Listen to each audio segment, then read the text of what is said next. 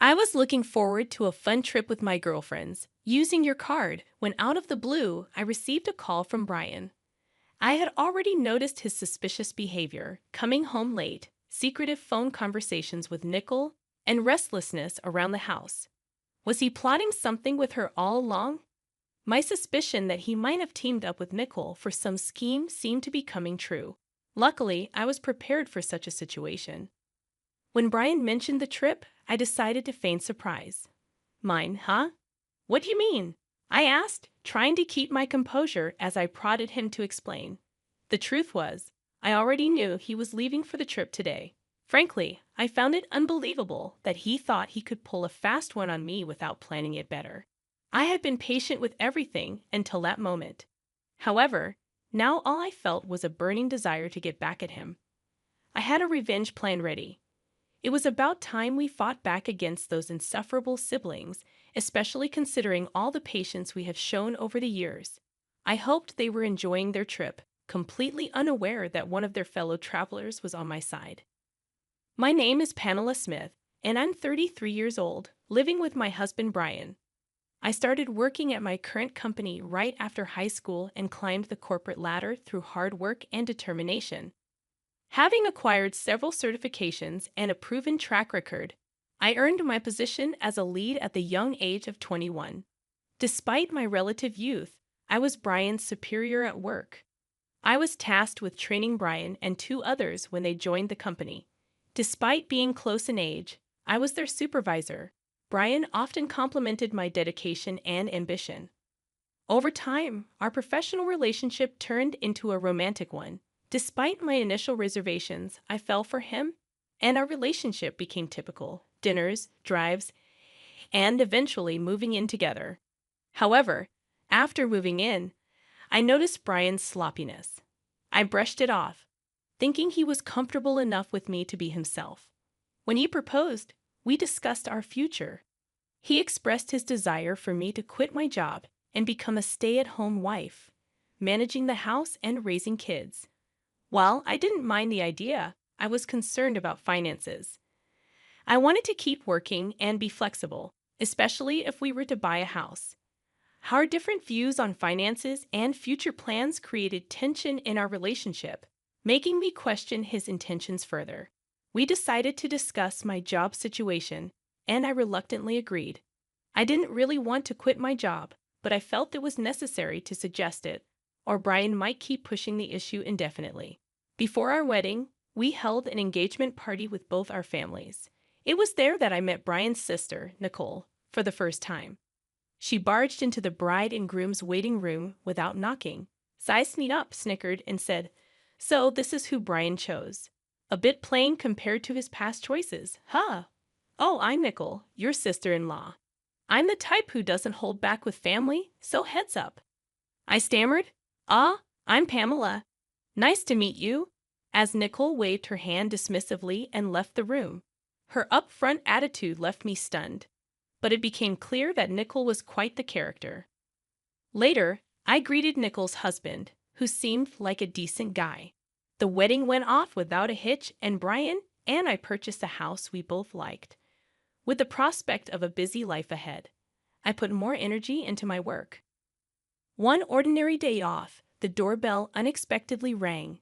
Since I was occupied, I asked Brian to answer it. He returned, chatting and laughing, and I found out that Nicole had dropped by. "Pamela, hey there. Brian's doing pretty well, huh? Owning such a big house, good for him. After all, he's my little brother, right?" Nicole remarked. Brian played up his achievements since he probably told his sister that he had bought the house himself. I had contributed to the down payment and mortgage payments, but Brian insisted on having his name on the title. Since we were living together, I thought it didn't matter whose name was on the title, but the way he explained it to his sister annoyed me. I decided to hold my tongue and not make a scene. "I've got some snacks. Brian works really hard, you know," I said, trying to be polite. Nicole commented, "Why does Pamela sound so bossy? She's not the boss or anything."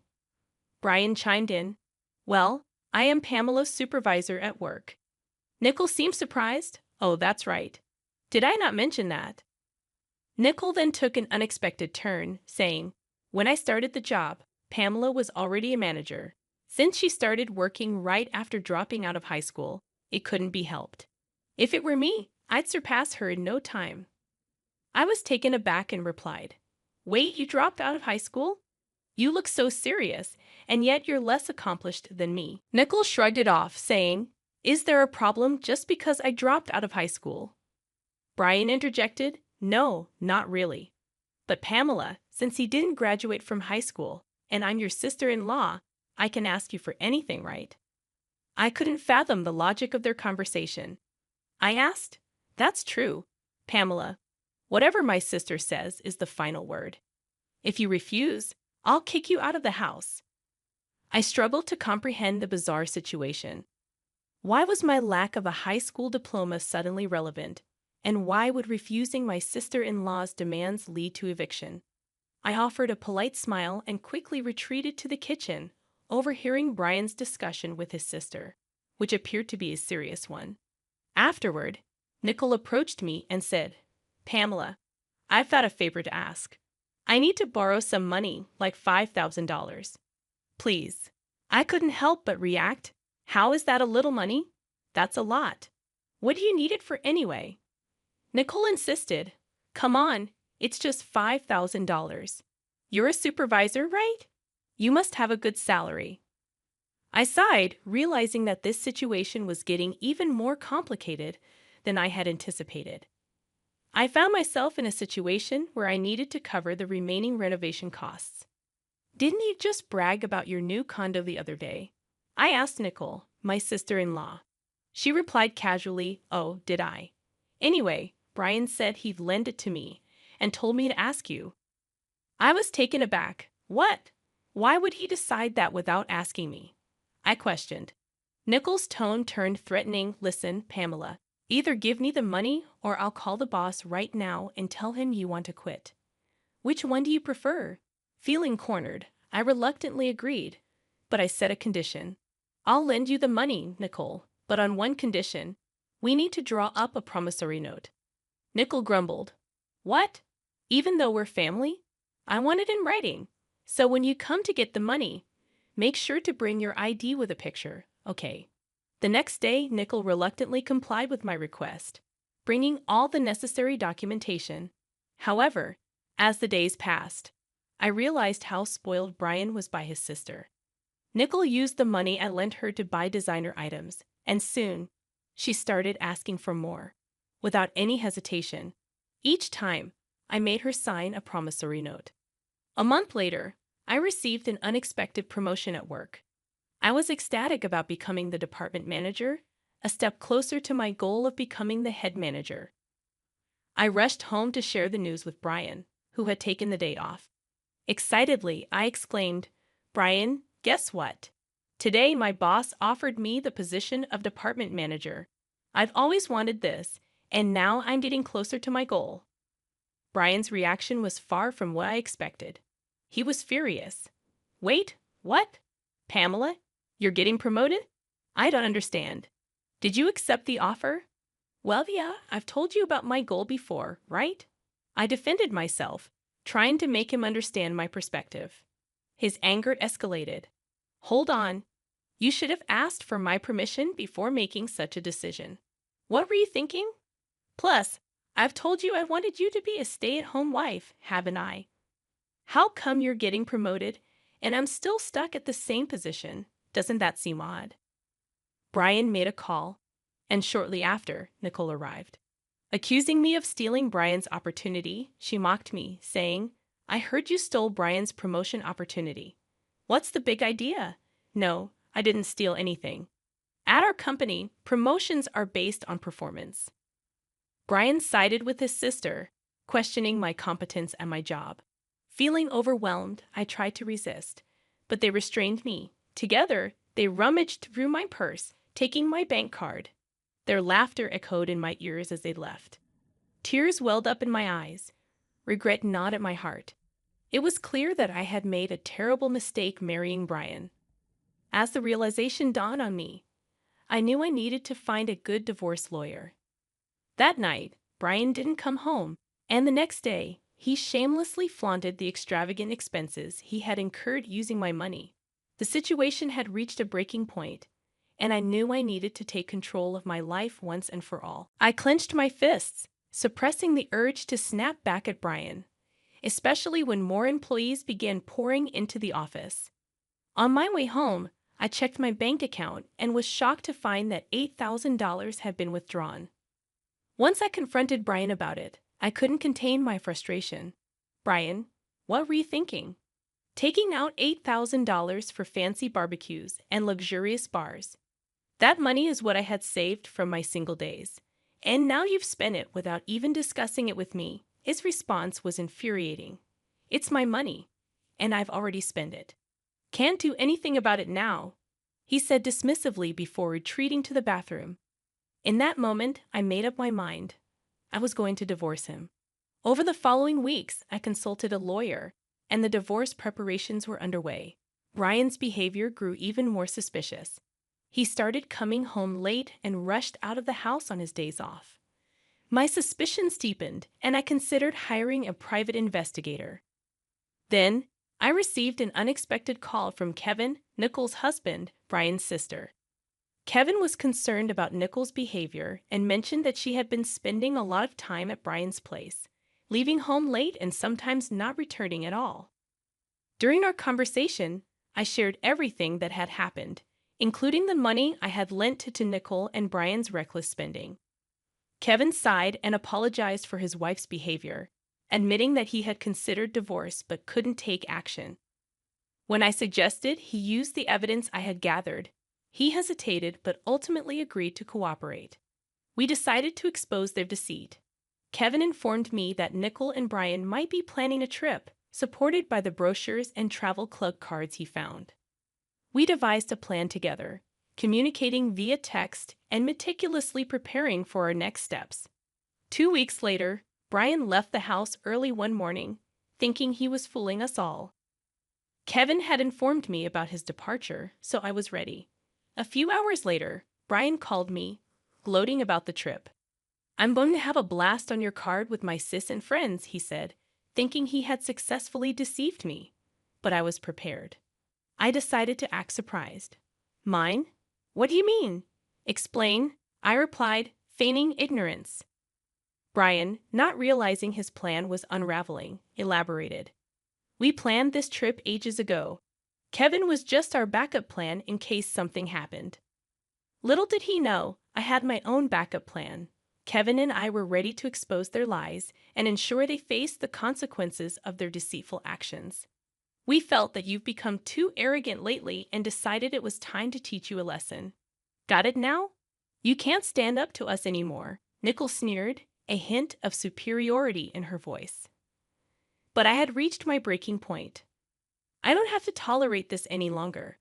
I've been patient for so long. A little payback isn't too much to ask for. Brian chimed in, confident. I don't feel anything anymore, not even a shred of emotion. I challenged him, reminding him of his earlier claim. Brian, what did you say earlier about your debit card? He responded, playing his part in their scheme. I told you about your debit card, right? Huh? I have my card in my wallet, though. I checked my wallet, puzzled. What? What are you talking about? Because here it is. Wait, what the heck is this? Brian's voice carried a hint of satisfaction. You just noticed. Slow on the uptake, huh? Didn't you take my old gym membership card from the fitness club I used to go to? It's the same color and same stiffness. I gasped, realizing their trick. Oh my God, it does say fitness club. But I swear, when I checked it, it was definitely a debit card. Brian revealed their scheme with a smug tone. Actually, last night, I switched the debit card with the membership card. Seems like you didn't check this morning and just went with it. I felt a mix of disappointment and frustration. So, it was a scheme by Nicole and Brian, huh? I'm so disappointed. Nicole added her piece, trying to maintain her arrogance. Brian, tough break, huh? Don't get too cocky just because you're my stepsister. Got it? You'll remember this when we get back. Ignoring their taunts, I responded coldly, I won't accept anything but cash. Brian attempted to bribe me, but I stood my ground. Well, we'll see about that. Look forward to it. Ignoring their banter, I hung up the phone and went back to sleep, knowing I had something up my sleeve. Later in the afternoon, my phone rang incessantly. My screen was flooded with missed calls and messages. First, I called my brother-in-law, Kevin, and then answered Brian's call, ready to play my part. Hey, finally. Send the money ASAP, please, Brian pleaded, pretending to be cold. Unfazed, I questioned him. You said Kevin would help, right? Or is he not there? Ryan hesitated before responding. What? Do you know something? Ignoring his question, I kept my tone even. Anyway, it's freezing, and Kevin's not here. Should I clue you in? I decided to reveal my plan. Since you and Nicole teamed up, Kevin and I did too. Simple, right? Now do you get why I entertained you guys for so long on that first call? To buy time. Brian was taken aback, and Kevin. He hopped on another plane and is coming back here. Feeling triumphant, I hung up the phone once I received confirmation that Kevin had boarded the plane. Got it. What's your deal with my husband, huh? Don't tell me you're wrong. We teamed up to get back at you. Now find your own way back. See you. With that, I hung up on Nicole and Brian. Kevin, my brother-in-law, was on his way back, supporting my plan. As soon as Brian and his group returned, they confronted me, their voices rising in anger. Pamela, what the hell were you thinking? Be prepared to move out, okay? Kevin's with you, isn't he? Why did you even come back first? Unbelievable. Are you okay with me leading you? Apologize. I commanded them sternly, shut it and sit down. Kevin, usually calm, shocked Brian and his companion into silence, making them sit down immediately. The lawyer I had called and handed out his business cards to both of them, leaving them dumbfounded. Kevin and I handed them a stack of papers. As they read through them, their faces turned pale. Brian questioned, Wait a minute, this mentions property division. You're not saying it's about divorce, are you? Nicole added, It's written on mine too. Is this about a divorce? What did I do? Divorce has got to be a joke, right? Ignoring their confusion, I declared, I've been recording your daily outbursts, even the call you made from your vacation, Brian. I can't continue like this with you. Brian scoffed. Hold on, are you sure? I affirmed I said it, didn't I?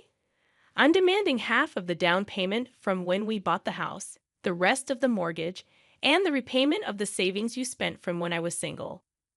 Nicole, you spent the money you borrowed from me and also withdrew from my savings with Brian, right? You're going to repay that. Brian tried to destroy the evidence, stomping on the recorder, while Nicole tore the promissory note into pieces. Despite their attempts, I remained composed. Oops, indeed, you two don't think things through. Nicole, I have a claim against you two for spending all the savings and such. Say hi to that guy you got close to at the bar for me. Both of them shamelessly cried, facing the consequences of their actions. I presented my bill to Brian, totaling $115,000, and to Nicole, amounting to $31,000. Kevin, too, demanded $120,000 from Nicole. We settled everything without going to court. Packed and ready, I left the house, ignoring Brian and Nicole's desperate attempts to reconnect. I blocked their contacts and focused on my new life. Later, when passing by my old house, I saw it was up for sale. I had moved into a condo, and my career flourished. I received a promotion to regional director, a position I had always aimed for. Kevin and I maintained a strong friendship, and life felt just right. I'm glad I got divorced. What happened between me and Kevin afterward is a story for another time.